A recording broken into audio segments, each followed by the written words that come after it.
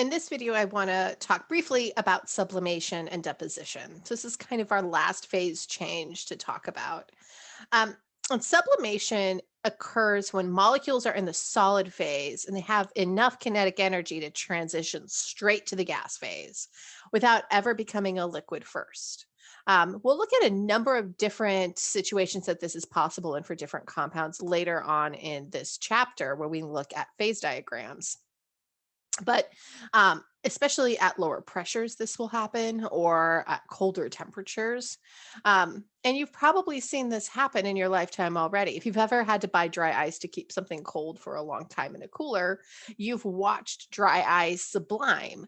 I have a picture of it here on the slide, and it's, solid carbon dioxide that doesn't form liquid carbon dioxide. Instead, it goes from the solid state to the gas phase. And so it looks like it kind of is constantly smoking when it's just lying out on a table. Um, and so it doesn't go through that liquid phase. It's still an endothermic process because we're still inputting a lot more kinetic energy into those molecules so they can zip around the room.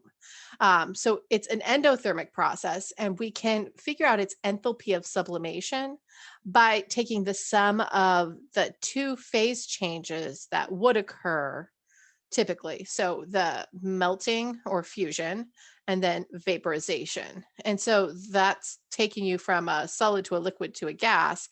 If we add up those two enthalpies, we'll have the enthalpy of sublimation that's just going straight from the solid to the gas phase. So if you have that information, then you can get the sublimation. And while we talked about how you can experimentally determine these enthalpies of fusion and vaporization, or you can calculate them from reported values of vapor pressure at different temperatures, but many of these values are also reported in tables for common compounds that have just already been studied and published.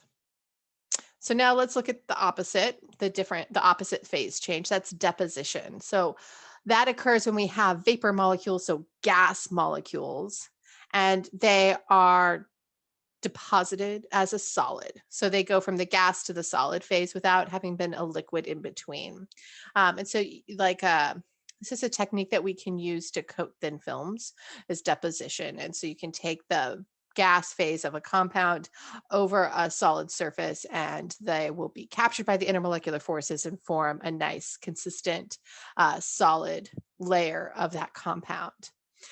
The process is exothermic because we're going from something with a lot of kinetic energy to something that is more stationary and so has less kinetic energy. And so in that process right there, we have to release energy to slow those molecules down, and it's an exothermic process. And similarly, that enthalpy of deposition can be found by adding up together the enthalpy of crystallization and the enthalpy of condensation. Those two phases that go from gas to liquid to solid, those transitions. Now, the example that I have for this is hoarfrost, which we get sometimes in Seattle, not as much as you do in other places. Hoarfrost is when the water vapor in the air actually crystallizes onto a surface when it's really cold. So we typically see this in January, maybe February, if we're lucky. I've been watching, I haven't seen it yet this year. Keep your eyes peeled, especially in the mornings.